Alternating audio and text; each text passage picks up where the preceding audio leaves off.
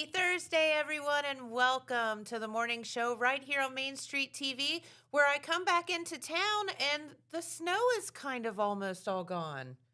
Finally. In the Millport Pomeroy area, it's about gone also, but Is we're it? expecting a lot of rain coming up tomorrow, I think. I don't know. What will that do? Will it turn the ground into a ginormous sponge? Will it just wash all the ick away? I don't know what's going to Yeah, happen. it'll probably be a mess. And we're wanting to go golfing on Monday, but that may not happen. I mean, if you put on your, like, what are those things that the fishermen wear? You might want some of those. Muck boots? Yeah, something like that.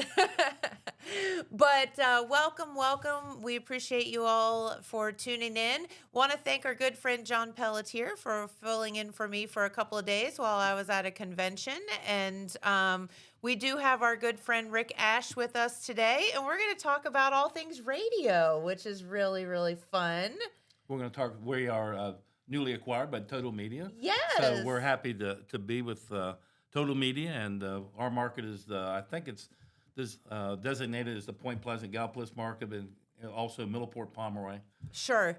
Along the river. Let's put it that way. Well, my good friend Gary Clark, that I'll mention here in a little bit, who used to help me with the Wahama Radio, he passed. We lost him a few years ago, but he was a stringer for the newspaper also. So he coined it the Bend area because of the great bend in the river right there. The Bend area. So we I are like the Bend that. area. Yep. That sounds super official. Yes. Yes. All right. Well, we will have another message, and we will be back with our good friend Rick, and we're going to find out some of how he got into radio and what all he's been into in we'll say the past few years. How's that in your career? Yes. All right. We'll be right back. Would you like to work closer to home, save money on gas, and be rewarded for your hard work and attendance? Then Bellisio Foods is looking for you. That's right, Bellisio Foods is now hiring for multiple positions and shifts with great employee benefits, an on-site health clinic, competitive wages, and advancement opportunities. Bellisio Foods is a company that truly values their employees. Apply online at BellissioFoods.com/careers. All right, and we are back, and this is going to be a fun episode. It's always good to talk to people that have been in the radio business for, shall we say, a few years. 25 years. 25 years. And so, Rick, tell us a little bit, as you have kind of joined the Total Media family, but been in radio for quite some time. So tell us how y'all got started.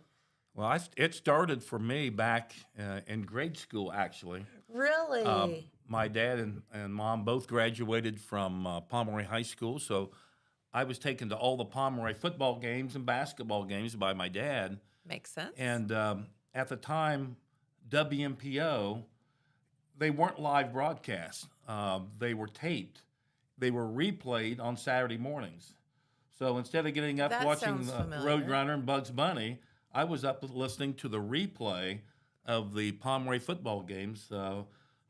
Play-by-play was done by a local gentleman by the name of Joe Struble, and I just got hooked. Every Saturday morning, I got the radio on, got up early. I think it aired like at 8 o'clock in the morning maybe. That's I very got up, unkid-like. and I was listening in grade school to Pomeroy football on the replay on Saturday mornings, and that's where I really got hooked.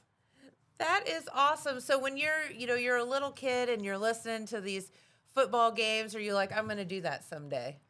I really never thought of it that way at that time, but I was really hooked on radio. So eventually I got to that point to where, hey, I want to do this. Yeah. So what made you, I don't know, what drew you to it? Well, I started with my fellow teacher. I taught at Meigs High School for 35 years. Just retired at the end of the school year in 2023. But down the hall was my good friend Mick Childs, and he was doing radio for WMPO and WYVK. And I would go to the home. I was coaching also. I was an assistant varsity coach for the basketball team during those years. So I would come to the girls' games, and Mick would be broadcasting a lot of the games, and I just really got interested. And finally, one day, he asked me to help. And so my Like, where have you been all my life? so my first My dream come true. my first job, Jen, was to keep the stats. And I had one job, and that was when they called a timeout. Mick said, we have a timeout. I was supposed to say, you're listening to Meg's basketball here on WYVK. Well, the first timeout was called, and he nudged me, and nothing came out. I couldn't get it out. Nothing happened. Nothing came out of my mouth. I just, Mike Fright, whatever, my first time to speak on air. I'm blowing it. And I did blow it. Nothing came out. Silence. And it was deafening. And then you got a bigger nudge, right? Yeah. After that. So that was in January of 2000. How And funny. so we've continued on and worked with, actually worked for free for 8 years with Mick. And we did a lot of games together. After you found your voice, right? Yeah, his name was Mick and I was Rick. So we were coined as Ricky and Mickey on the radio. Oh my God. And so we had a good time over those about 8 years before he went to another job, and then I took over as the sports director at the WYVK WMPO. We were located on Bradbury Road in Middleport. If you ever gone through there and you see the blinking caution light there on Route 7, the radio station was just off the highway there, and then I was hired as the sports director, not on salary, but $50 a game. Listen, The norm. radio is a love, not for money, right? Yeah, it was really addictive. I would, when we do tournament games, I would, for one instance, I drove to Cabell Midland High School to cover the Wahama girls. Mick and Ryan, they were in Wellston to do a Megs game. So the girls' game was at 6 o'clock, and theirs was at 8. So we did a double header. So I went down and did the girls' game by myself. And you have to do that a lot in radio. And then Mick and Ryan, they came on the air right after I went off. So it's kind of some of the things we did. Lots of traveling, buy your own gas, buy your own food. But it was Right. totally addictive. Yes, this is it's a labor of love. Like I said, not money. So, how do you do a game by yourself? That seems like that would be kind of tough. It's not the greatest broadcast because you don't have someone to talk to about the game, to analyze what's going on. Yeah. But it can be done, and I've done it many a time. Obviously, it can be done. You have done it. several Most of our times. baseball games that I do by myself. Occasionally, I can get someone out, but it's 40 degrees, the wind's blowing, it feels like 30. It's baseball's tough. Yeah. Because I've got to carry it. We don't have any press boxes, except at Wahama, Okay. and or Megs has one. But most of the schools we go to, you carry a table and chairs. You have to tote those from the parking lot into the backstop. Then you have to get your equipment, and it's really tough to do baseball outside in the wind and the cold. Baseball is one of those seasons that it could be, it could be 10 degrees or it could be 100 degrees. You have no idea Yeah, what's it going can to be happen. nasty. And you never realize how much the wind blows until you're out there doing a baseball game, and everything's flying around. And I've had many a time my score sheet fly 50 yards away, and someone track it down and bring it back to me. Well, that's kind. At least people are out there looking for you. They're looking out for me. No, that's really cool. And I love that story that you were like a little kid and already, were addicted to radio. Yep, I got up every Saturday morning to listen to the replay because they just taped it back then. They taped it and then they replayed it Yeah. Saturday morning. Yeah, and I can remember like Dad doing that with even the Jackson games and stuff. And sometimes they would go and they would like video and audio the like football games, basketball games, and then replay it. We didn't have the equipment back then, all of this Yeah. fancy streaming stuff and the internet and all of that back then. It wasn't easy to do. It started by just the flip cell phone, the Motorola. Yep. You flipped it open, you hooked into it, and that's how you broadcast the game. Or you used what they called Marty equipment. Yep. The old Marty. Got your it Marty had a great unit. sound, but that was As long as difficult you to were tune around. close. Yeah, you couldn't be too far away. So things have really progressed. I'm up to the Roadcaster Pro 2 now Woo! with the Good- clean feed. So Good for hey, you have progressed. yes, I'm really up there now. Yes, absolutely, absolutely. So let's talk about the different stations down in that market, kind of in your neck of the woods, because river towns are a little bit weird. People, if you didn't grow up down that way, there's one road in and there's one road out. Yeah. Like you have the river on one side of you, so it's kind of like a long way to It get is. We're from right along the river. point A to point B. Of course, Meigs High School sits off the river a little bit. Southern's pretty close to the river. Eastern Meigs. When I say Eastern, there's all kinds of Easterns. There's Eastern I know Beaver, Pike County, Eastern yeah, Pike, yeah, and, yeah, all those. Eastern Brown. So when I say Eastern, I'm talking about Your neck of the Eastern woods. Meigs County. Yes, and it sits about 15 minutes off the river. But you've got Meigs High School right there, close to the river. Southern Wahama's right across from downtown Pomeroy there in Mason, and then Point Pleasant's right on the river. The Galley Academy New School is out on Centenary Road on 141. It's out of the ways, but we're pretty close to the Ohio River, and so we just call it the Bend area, as Gary coined it many years ago. That makes it sound super official. I like that. So we were located on Bradbury Road in Middleport. That was WYVK WMPO. WMPO went on the air in 1959, I believe, followed by, I think that YVK went on maybe 71, 72. That would have been our FM 92.1. 1390 was the radio. I grew up listening to WMPO 1390. My grandmother always played the noon report. That came on at noon and ran for about a half What an kind hour. of music? Did they play music too? That was a different music. We played country at one time. We're back to that now. I loved our greatest hits. It's like our mix that they play on 96.7 now, kind of like that. But it changes. But to get back to that, so about 10, 11 years ago, we were owned by Positive Radio Group out of Blacksburg, Virginia, and they decided to move us in with BYG down in Point Pleasant. The station was really getting old and run down there in Middleport, so we moved down there. So we moved in with WBYG and WTHQ, WMPO, and YVK 92.1, all in one building there in Point Pleasant. So that's how I got the dealing with our market in Gal Plus. So we cover the games. BYG covers the Gay Academy football games, or all their sporting events that we cover. In football, we've had some great crews. Jimmy Wiseman and Josh Bottomer did it for years, the football. Bob Hood, who is the director of the Gay County Chamber of Commerce, he does our baseball and football now. Our basketball is done by Tom Morgan. If you've ever ate at La Roby's Pizza in Gal Plus, he's the owner and founder of that. He's since sold that. Yep. But an interesting pickup that we made was Coach Jim Osborne, who coached for 41 years at Gay Academy, 531 wins. He's in the Ohio Coaches Hall of Fame.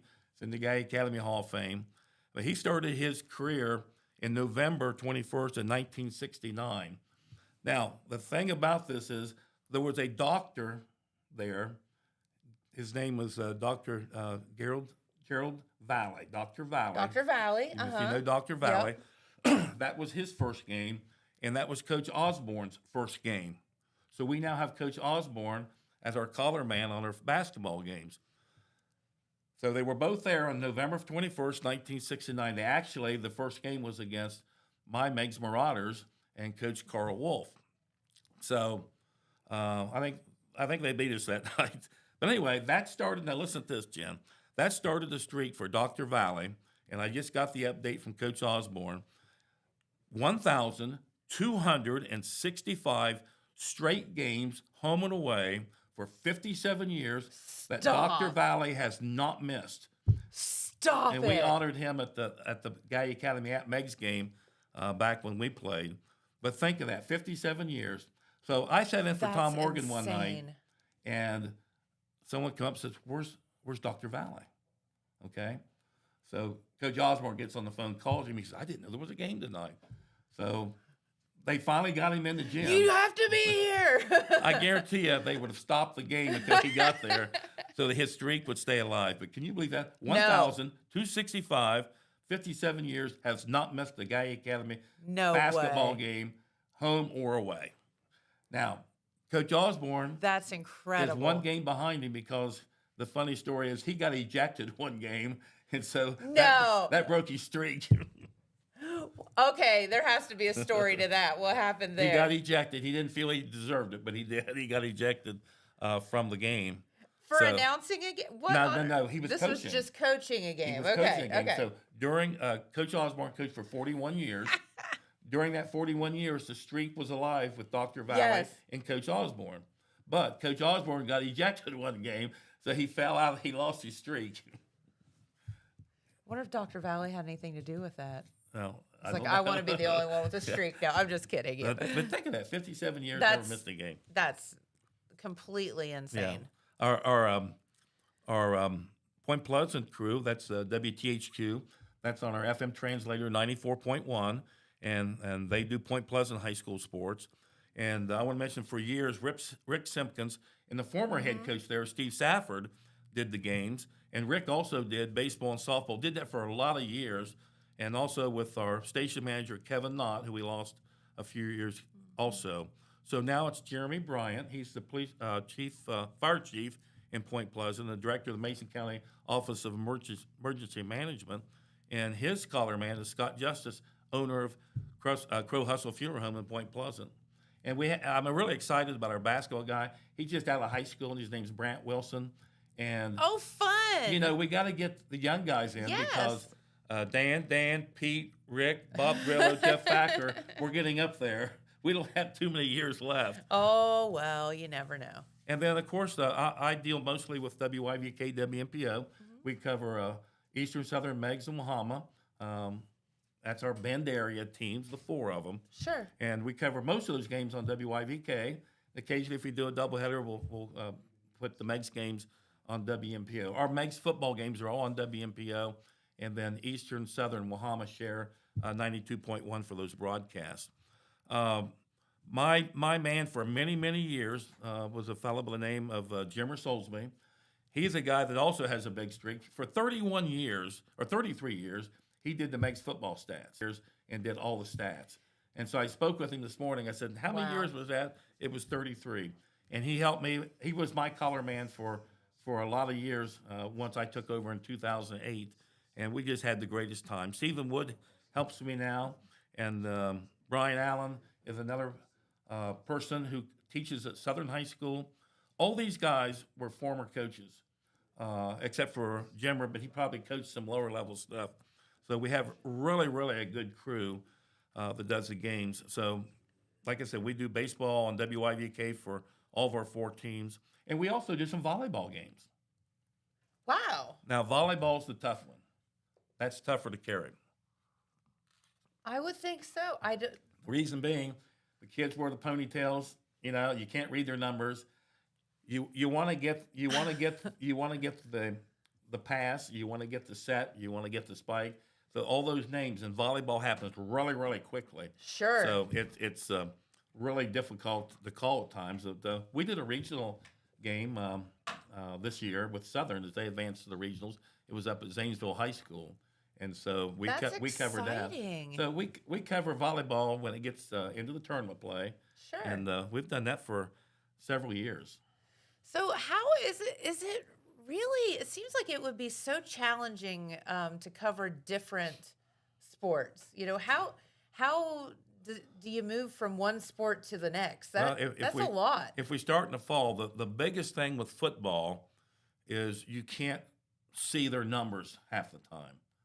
Yes. With Megs at Nelsonville York, for example, this year, they wore camouflage jerseys, which I don't know if they're legal or not. You couldn't read their numbers.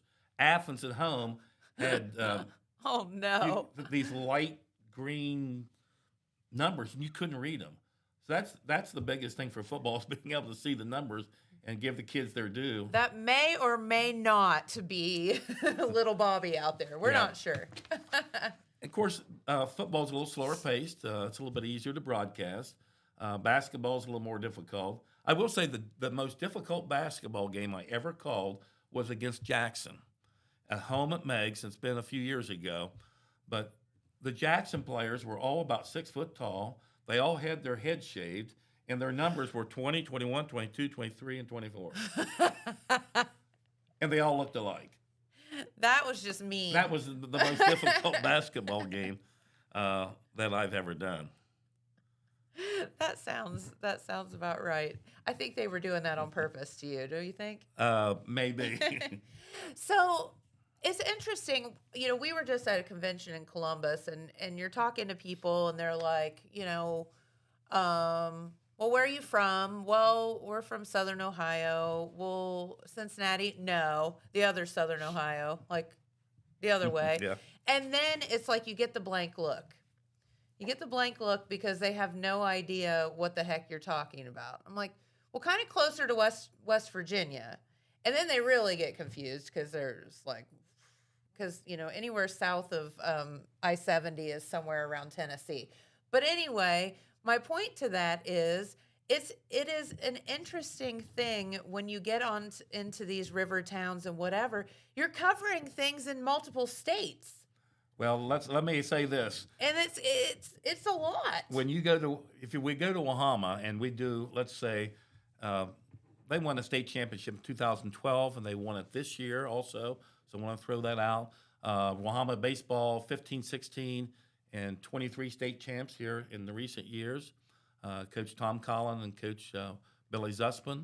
And they've just had some great teams over there.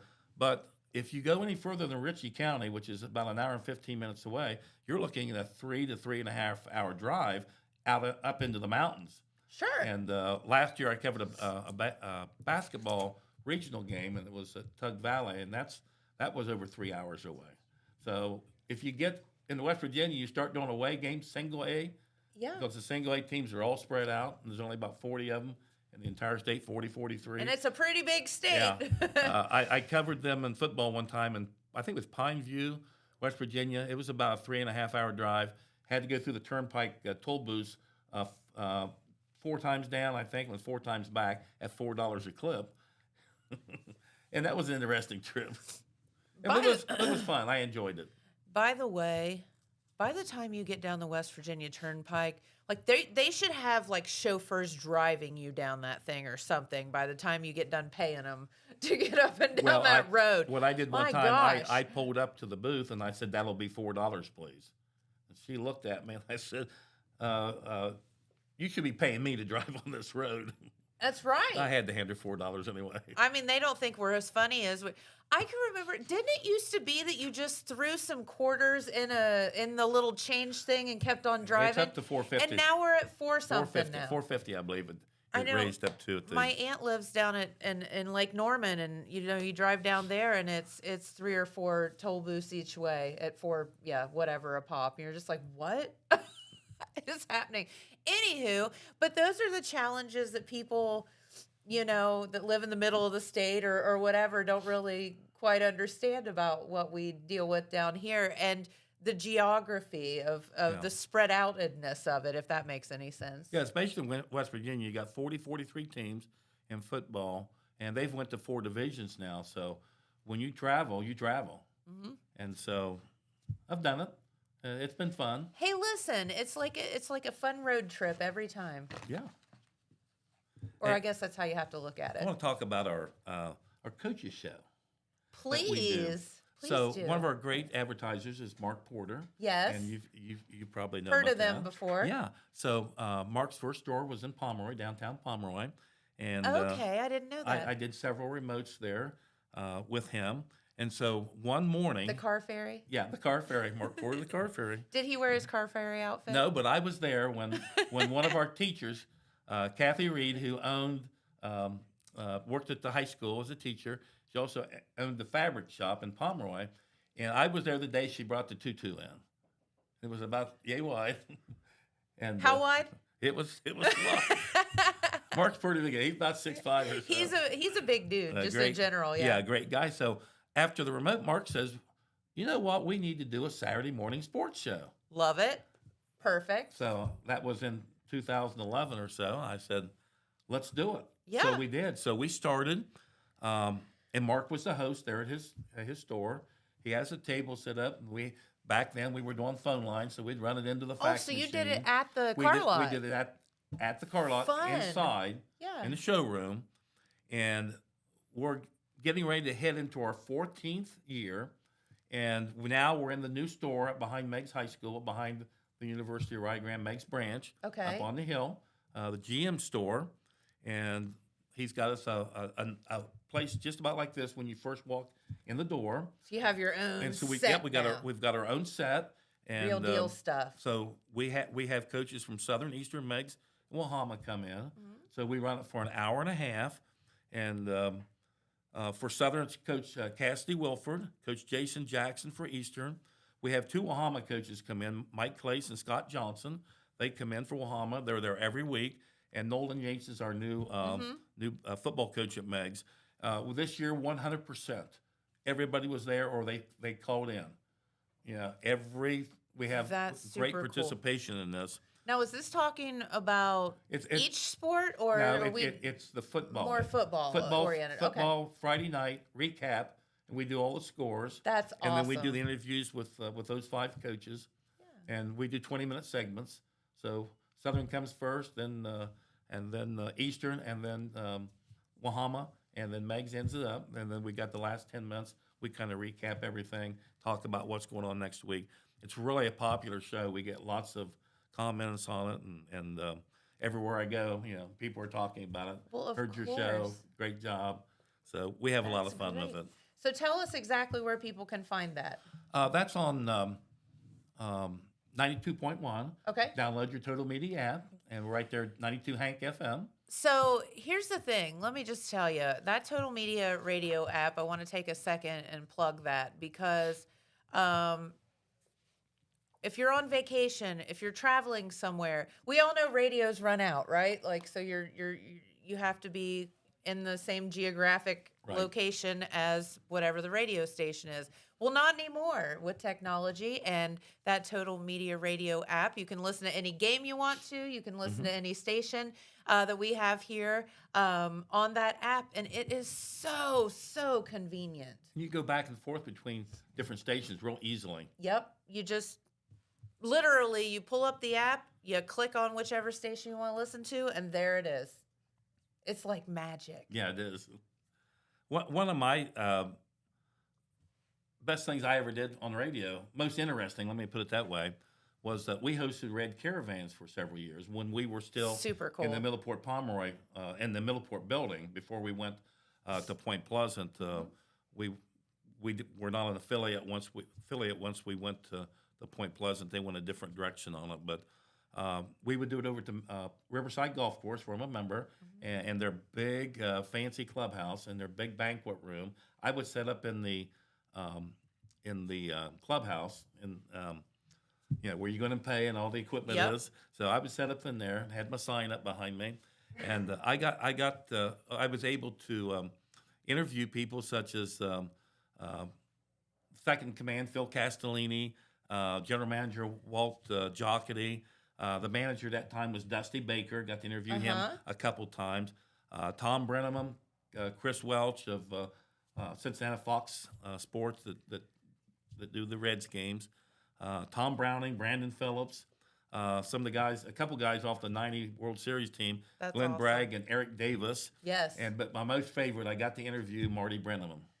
So, fun story about Marty that I have is last year, and I think I just told this the other day. Jamie and I were sitting. We were on a cruise with a family, and we were sitting in this little bar, and Jamie goes, "I think that's Marty Brenneman sitting beside you," and I was like, "I think it is," and then of course he opened his mouth, and I'm like, "That's so Marty Brenneman," because as a little girl growing up and having a dad who owned radio stations, and when somebody doesn't show up to board op, guess who got voluntold Jen did. to board op was Jen, right? Right. 14-year-old Jen, 15-year-old Jen, whatever. So I grew up listening to Marty and Joe, and to say that Marty and Joe were colorful, especially when they weren't technically on the air. is the understatement of the century. But anyway, it was Marty Brenneman sitting right beside us. And I left him alone. I didn't really say anything to him. I kind of regret not saying anything to him just because I think that would have been a really cool thing. But that's my Marty story. Other than being young Jen and listening to him and Joe down in, off the air comments were quite colorful. Yeah. Yes, down in Q. But no, that's so cool. And Brandon Phillips and oh my gosh. Yeah, I got to interview him. I think So I got cool. to interview him a couple times, but Tom Browning was a hoot too because Jeff Brantley, he dressed like he was going to go preach a sermon.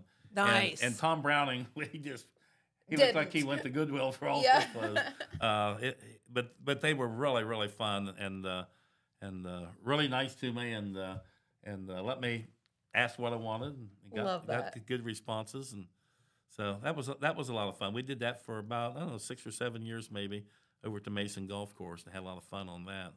Now let me ask you something. Someone was asking me the other day, are any of the Reds Caravan things open to the public, or is that more just a media event?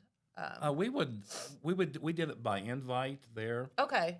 but after they would leave the golf course, they would go to Athens to market on the state, and then that was open to the public there. So they That's did have cool. a lot of Okay. events that were open to the public. But we really got a good bus load. Now they're sending out some of the guys, a lot of the guys that you don't even know or never heard of. But Sure. but we really got some dandies during our time doing that. Oh, they're to say they were colorful and characters is an understatement. Yeah. You ready for some stories? I am, but before we take a do break? that, we do need to take a break, and we will be right back with some fun stories.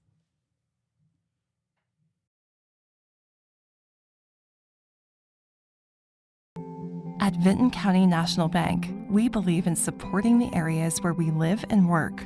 Now, we'd like to honor those who also serve our communities. Our new Community Champions account is especially for first responders, veterans, active military, and anyone employed in the fields of healthcare or education. This account offers rewards, discounts, and other benefits to those who give so much to others. Vinton County National Bank, rewarding those who serve. Saturday, August 16th is Southern Rock Woodstock in the Gallipolis Fairgrounds. This event will feature 3 decades of original artists and legends, such as Leonard Skinner, 38 Special, and Molly Hatchet. In light of this event, Total Media will be giving away 4 VIP tickets. For a chance to win these exclusive passes, comment your favorite Southern Rock song, and our staff will vote on which one is the best. Good luck, and may the best man rock out.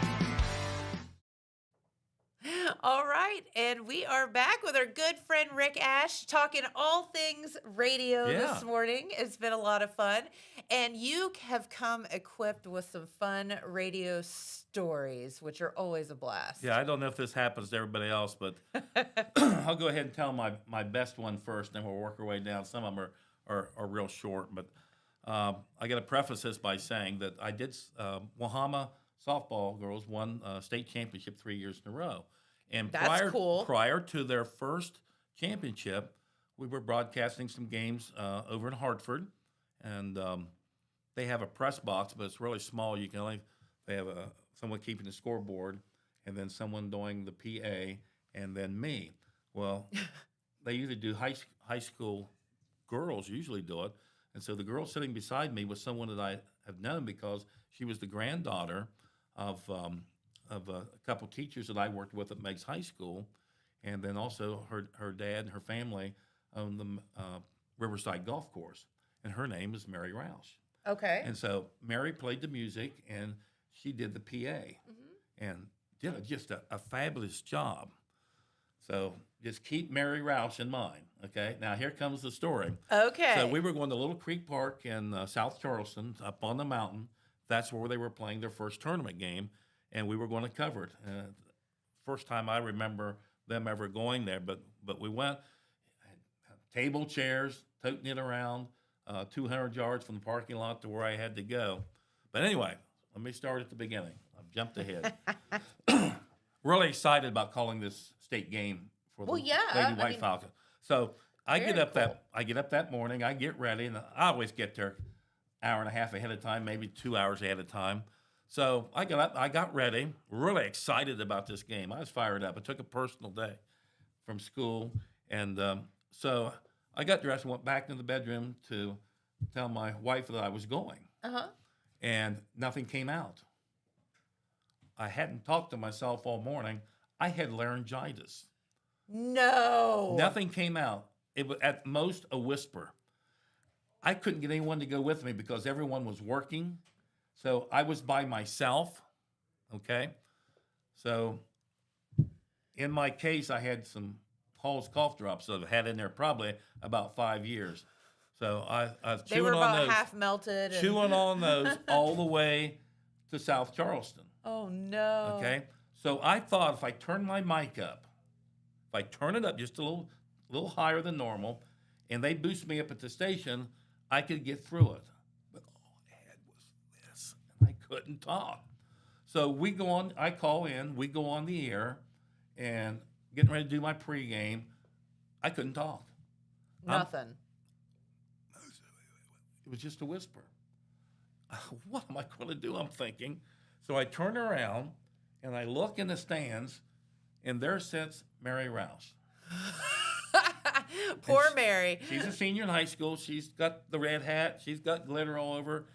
And I went like this. And I knew her from the press box. Yes. She came down, sat beside me, and she looked at me. I said, "You're doing the game. You're doing the game." It was a whisper. I said, "Put the headset on." Of course, I was whispering, "You're doing the game." So Mary puts the headset on, and I said, "Just whatever you do, don't stop talking. You talk about the birds, the wind, the sun, whatever, but you can't stop talking until you take a break." And a little rough at the beginning, but as it went on, she did an unbelievable job. It was tremendous. I never said the word, a word. We did 2 games that day. Then they made it to the championship game the next day, and I said, "You're doing it tomorrow. I can't talk." I was just whispering at the time. So she did she did all 3 games. No. Yeah, I'd never been behind the mic before. I'm sitting there beside her, prompting her. So after that, she's getting text messages. We probably had our biggest listening audience ever.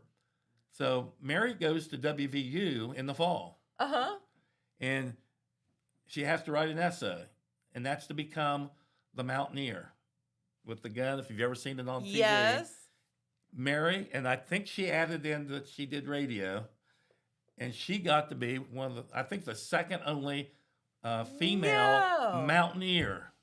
And I always told her, I said, "It was because you did radio." That's right.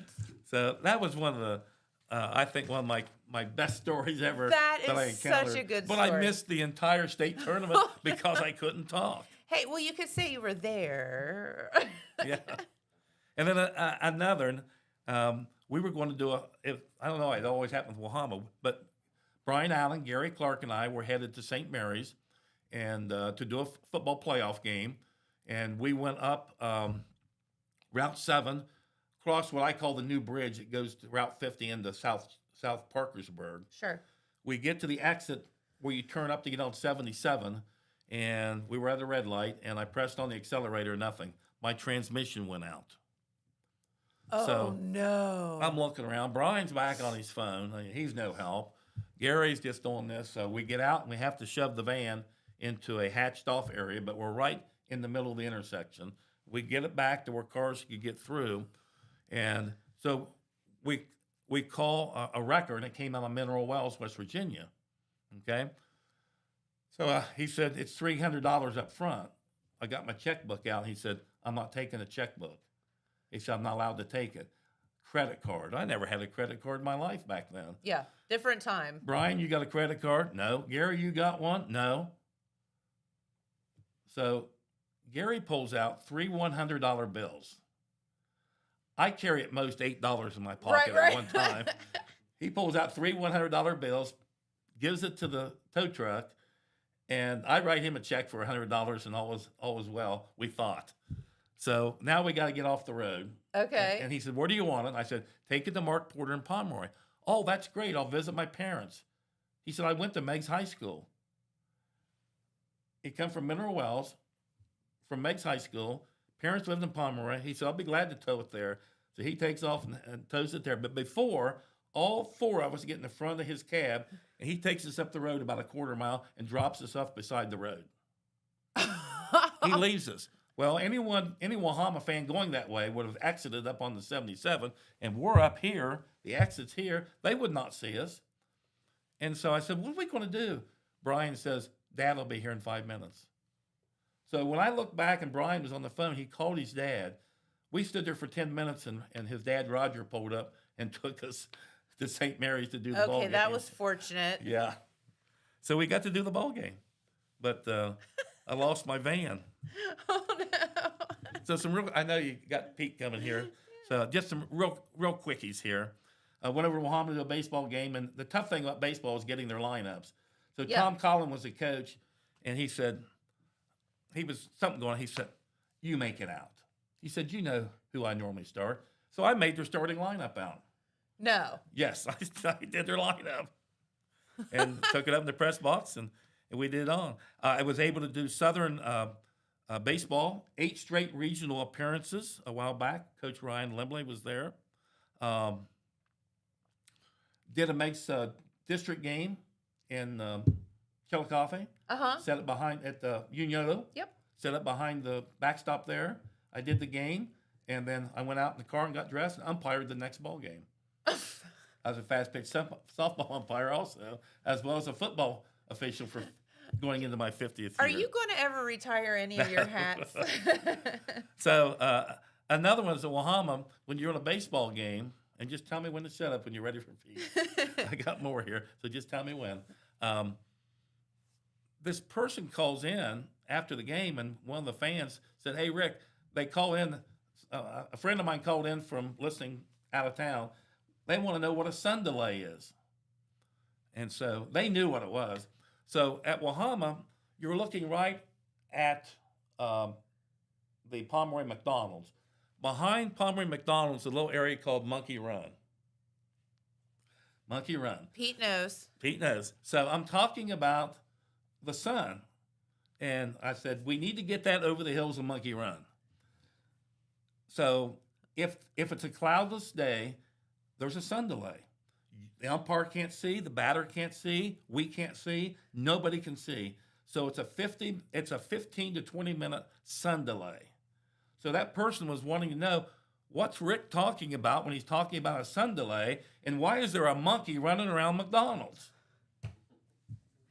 It's a fair question. I It think is. that's a fair question for sure. Yes. I got one more thing I want to Okay. mention. One more. And yeah. One we more, do and have we'll to get Pete up. Yep. We'll get Pete on. Okay, so one of my great things to be able to do in radio was to broadcast from the Schottenstein Center, Yes. home of the Buckeyes. Yeah. So it was 2014. It was the Girls State Championship, and our Eastern Lady Eagles were there, and they won it. And I got to broadcast the game. Brian and I got to do it. And Coach John Burdett and Jenna Burdett, Aaron Swatzel, Jordan Parker, Maddie Rigsby, Katie Keller, Laura Poland, 6 players. Laura was the freshman. The rest of them were seniors, and they won the state tournament that year. Mm-hmm. Okay? One of the players, John Burdett, his daughter, Jenna Burdett. So I'm watching TV the other night, and I'm watching Tennessee Lady Vols playing at Texas. Yeah. And I look up, and there's Jenna. She's coaching. No. She's the assistant coach for Coach Kim Caldwell at Tennessee. That's cool. Kim was off, Coach Caldwell was off having a baby, so Jenna took over. So there she stood where Pat Summit stood, Oh my gosh. Hall of Fame coach for all those years at Yes. Tennessee, and there was our Meigs County Jenna Burdett coaching the That's Lady Vols. really And I thought that cool. was pretty cool. That's really cool. See, so many fun stories over the years, and it's all about radio, right? It Yeah. all kind of comes full circle. It's very addictive, and It is. someone said, when are you going to quit? And I said, I would really love to do a ball game when I'm 80. There you go. I'm 71 now. I believe you will be. So it's a busy time because I do most of the games, starting with football. Sure. And then some volleyball, and then the basketball season, and then the baseball season. Yep. Get a little bit off in the summer, and then we do it again. There you go. Well, Rick, thank you for spending your morning with us. It's Yeah, always been fun, fun. to, and catch up and talk radio because, it's just kind of a special fraternity to be in. Yeah, it's pretty cool. Yeah. I love it. Absolutely. Yep. Absolutely. Well, our good friend Rick Ash, thank you so much for coming in. Come back and see us anytime. Yeah. We'll chat. All right. Well, Pete Wilson will be here in just a moment after this message. Hey everyone, I am Julian Villarreal with your 3-day weather forecast right here on Main Street TV. So starting today on Thursday, January 30th, we will have a high of 51 degrees and a low of 41 with a 20% chance of rain during the day, moving more towards 100 at night. So make sure you bring your umbrellas just in case. Now on Friday, January 31st, it will be a high of 59 degrees and a low of 32. It will be a 100% chance of rain during the day. So make sure you wear your rain jackets, carry an umbrella with you so you stay as dry as possible. On Saturday, February 1st, it will be partly cloudy with a high temperature near 43 degrees, wind chill value as low as 28. During the night, it will be a partly cloudy with a wintry mix with a low of around 34 degrees. So once again, make sure you stay bundled up, stay safe and stay warm, All right, now that's all I have for you at this moment. Thank you. I hope you enjoy the rest of your day. Bye. All right. And we pushed Rick on out of here to bring Pete I tell you, I Wilson could have in. listened to him for the whole I hour. know. So much fun. Oh my goodness! Yeah. No, Rick. I tell you, I get to listen to lots of broadcasters, and Rick is one of the very best. I guarantee you. And I do hope you hang around till you're 80 and beyond if you want to do it. Absolutely. Okay. Well, There you go. I'm there right now, brother. All right. No, that's really, really cool. It is Lots of fun. It is Very good. passionate. You gotta have people like that are willing to do this kind of work. You got because it. It is demanding. Yes, it In is. some ways, for sure. It's fun but demanding. Yes. All right. Well, we'll hit some news now. There's going to be a phrase that you're going to hear a lot in the future. It is the America 250 initiative. Okay. And what that is I got to use this word right. It is celebrating the upcoming United States semi-quincentennial. Oh, God. Semi-quincentennial. We That's just right. got through sesquicentennial, and now we've got to say, what is it? Semi-quincentennial. Now, that's the last time I'm going to say it, all right? Not again. 250 years, America's 250. Now, shouldn't we celebrate that? We right? should, of course. Okay. I just don't want to have to say Well, it. it's a year and a half away, but we're gearing up. Oh, cool. All right? Okay. And the form it'll take is yet to be seen, but committees are being formed. A lot of the local governmental entities have passed resolutions. The county did just a couple weeks ago. I think we have the picture on that, Jimmy. America 250 Committee. There it is. These are representatives, not only of the county commissioners, they're sitting up front, but representatives of municipalities in Jackson County that's showing a united front about being on board with the America 250 Committee. There is going to be a local committee named within, a couple weeks. They said in February they would name the committee, and then this ad hoc committee will be in charge of coming up with the activities that we do here in Jackson County. But there's going to be activities across Ohio and across the country. So this is a big, Super big cool. coordinated thing. Everybody can decide what they want to do, but there is going to be, a lot for sure. I'm not sure whether it's going to be a lot of events and activities centered around the July 4th holiday in 2026 or all year round. A lot of particulars and details have to come out. But Okay. I wanted to name some of these people in the picture because they are going to be some of the leaders, the facilitators, making sure this thing happens. In the front row, you have, or in the back row, you have Tracy Plants representing the city of Jackson.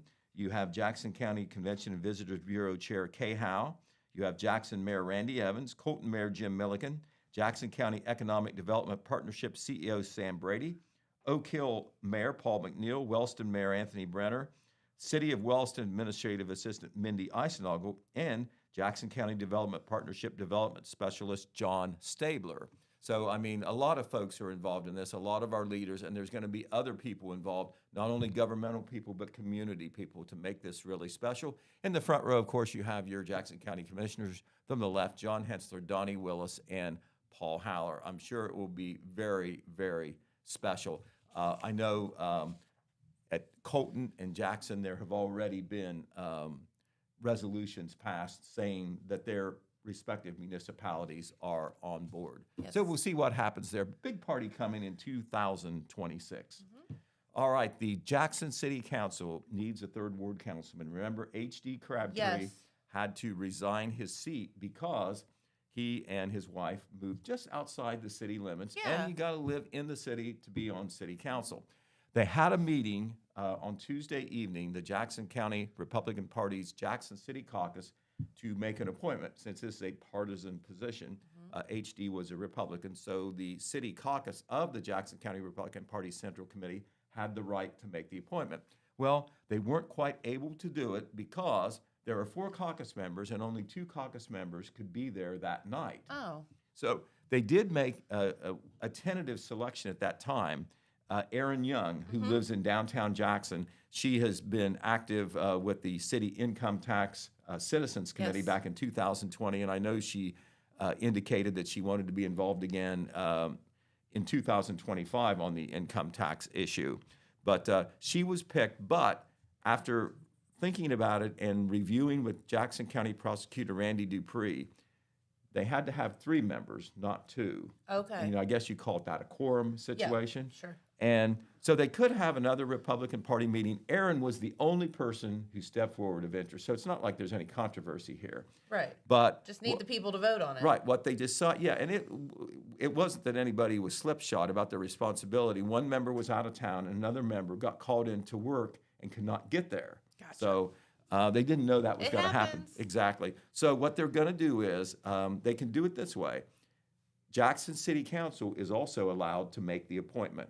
So they're just going to let council do it at its next meeting, which is Okay. on Monday, February the 10th. Now, I suppose that somebody else could come forward, but Aaron was the only person who expressed interest. Also, there's not going to be any partisan shenanigans because all 7 members of Jackson City Council are Republicans. Oh. So you know that Okay. they're going to pick a Republican, whoever that is.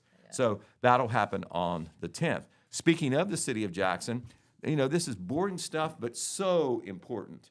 The city of Jackson is about to pass and adopt a new zoning code. Jackson has had the same zoning code since 1983. Okay. And the issue is that things change over the years. Now they've got to make a lot of corrections in the zoning code as they go with variances and zoning changes and like that. Sure. Because the world is different. Well, especially, times change. yeah, especially on the commercial side. And Yes. zoning is a tool to control growth the way you want and to have certain rules in place so Sure. you don't have things happening that you don't want to happen. So this is a prolonged legal process. A group called Crossroads, which is a consulting company out of the Columbus area, they worked with the city of Jackson for over a year now, kind of behind the scenes, speaking with the administration, having meetings with city representatives, not council meetings, but meetings with city representatives every month or most every month to work out the details. The details have been worked out, and on last Monday night, the Jackson City Planning Commission, which is involved in the process, voted unanimously to recommend that it be tossed to City Council's lap. City Council, before they can approve the new zoning code, they have to have a public hearing. That is going to be before the next council meeting, 5:30 p.m. On Monday, February the 10th. That is the next meeting, and that's going to be kind of like an extension of the council meeting. So if you have any concerns about the zoning code, you want to hear more about it, you've got a beef, you want to say, oh man, this is the time to do it.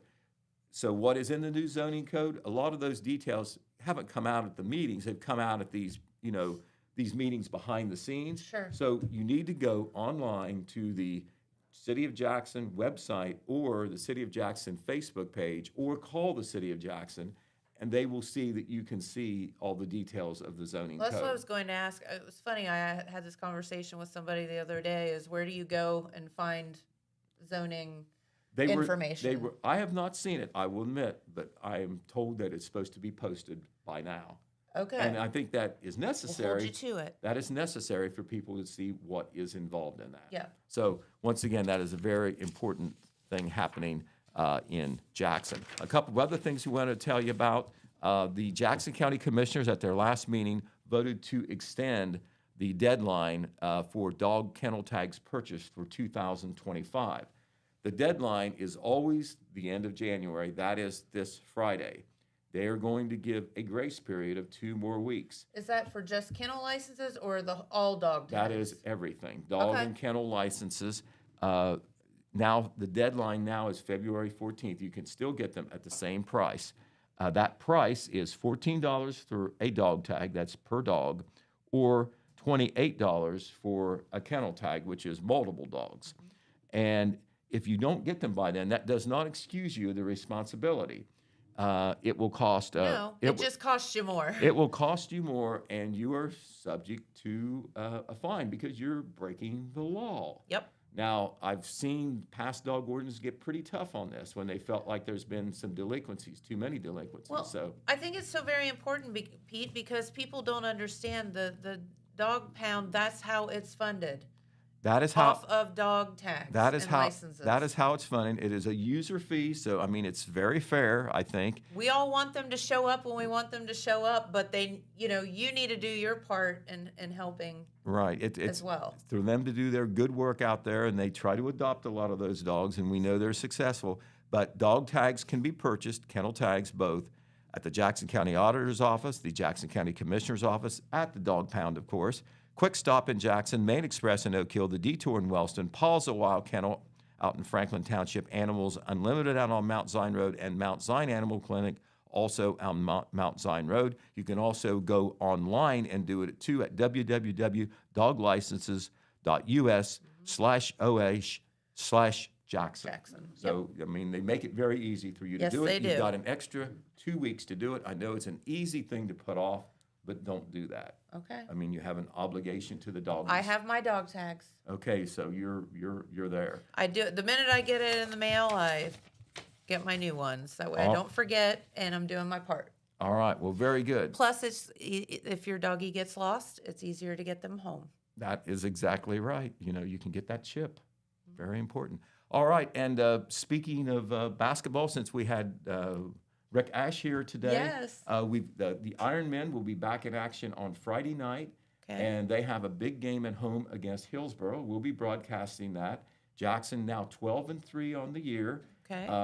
Hillsborough, one of the better teams in the FAC, and so another big game to try to stay in the hunt for a possible FAC title or share of a title. However, the team that's in first place has not lost a single game, and that is the Miami Trace Panthers. The Ironmen have to go to Miami Trace on Saturday for a makeup game, so we'll see what happens. And Mr. Ash over here has the joy of broadcasting one of the best teams in the area, the Meigs Marauders. That's They right. are loaded, baby. So Yep. Number one. I know. Even though we love our broadcasting, it makes it so much easier if the team is doing well. All That's right. true. Well, we will share more news with you tomorrow. Well, thank you so much, Pete. We appreciate you. And Rick, it's been fun hanging out with you this morning. Great fun. And thank you. I bet you he has more stories. I say he has a lot more stories. I got more. Yeah. All right. Well, have a great day, everyone. We appreciate you for tuning in, and we'll see you right back here tomorrow. Bye-bye.